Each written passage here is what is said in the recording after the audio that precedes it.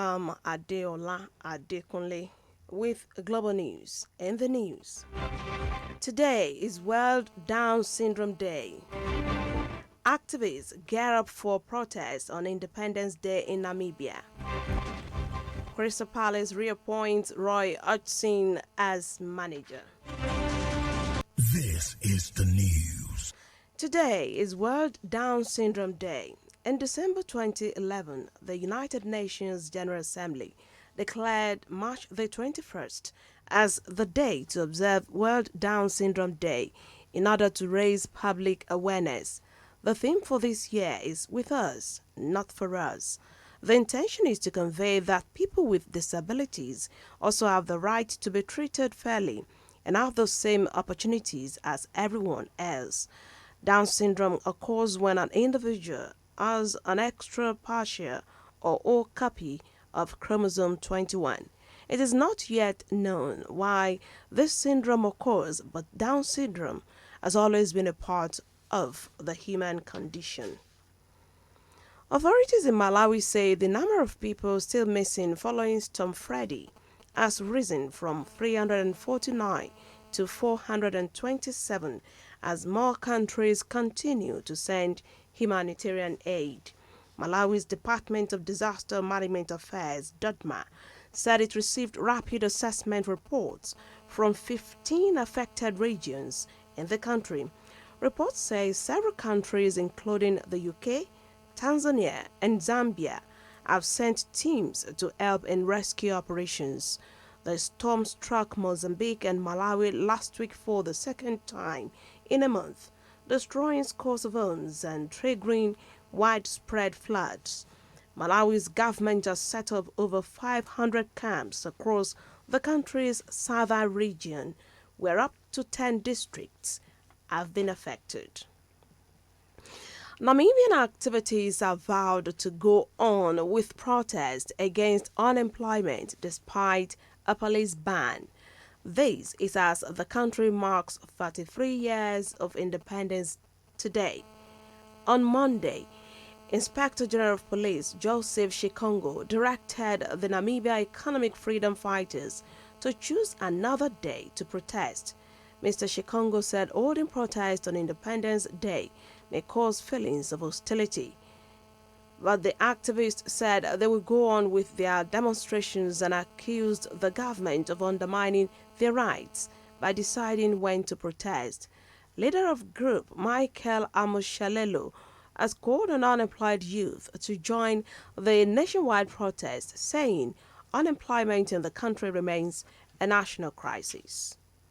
Now, Russian President Vladimir Putin has promised to give a priority to relations with African countries as he looks for international partners in the face of Western sanctions over the invasion of Ukraine. He said Russia will supply foods to needy countries in Africa free of charge if an agreement on Ukrainian grain exports is not renewed.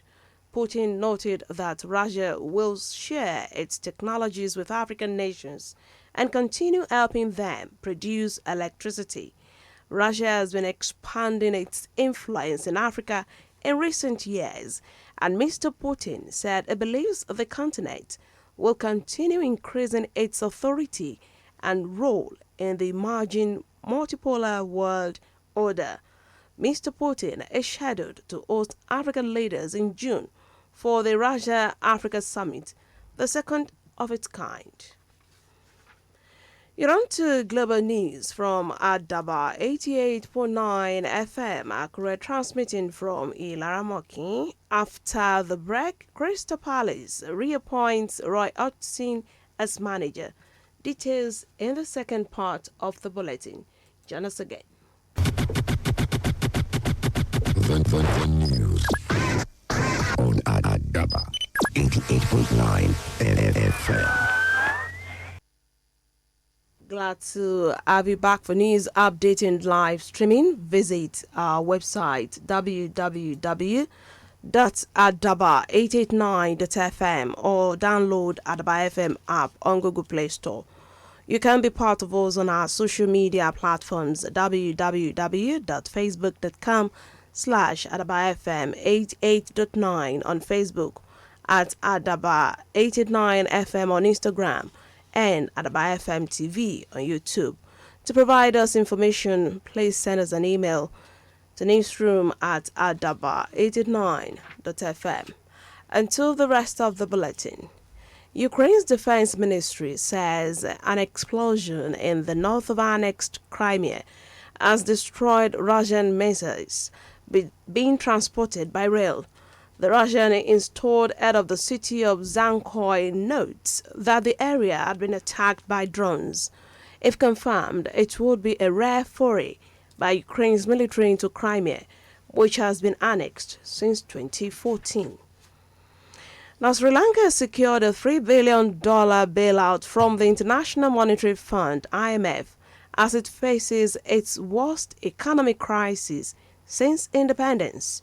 The deal has been nearly a year in the making and a lifeline for the country that has billions of dollars in loans. Foreign Minister Ali Sabri told newsmen that the government will raise funds by restructuring state-owned enterprises and privatizing the national airline. However, analysts have warned that Sri Lanka still faces a tough road ahead. The country's economy has been hit hard by the pandemic, rising energy prices, populist tax cuts, and inflation of more than 50%. Sports. Crystal Palace has reappointed Roy Hodgson as their new manager. Roy returned from retirement in a bid to save the team from relegation in the English Premier League. The 75-year-old manager returned to Selhurst Park in replacement of Patrick Vieira, less than 2 years after the Arsenal legend was brought in to move the club forward from the former England boss' 4-year tenure. Earlier, Hodgson insisted he would not return to the club after a brief spell at Watford last season. However, he has agreed to a deal until the end of the season. And now to end global news, a recap of our top stories. We told you that Nigeria has joined the rest of the world to celebrate World Down Syndrome Day. Namibia activists vowed to go on with protests against unemployment even as the country marks 33 years of independence today. Crystal Palace has reappointed Roy Hodgson as new manager. That's Global News. It was edited by Monikonla Ogidon. I'm Adeola Adekunle. Thank you for listening. Good afternoon.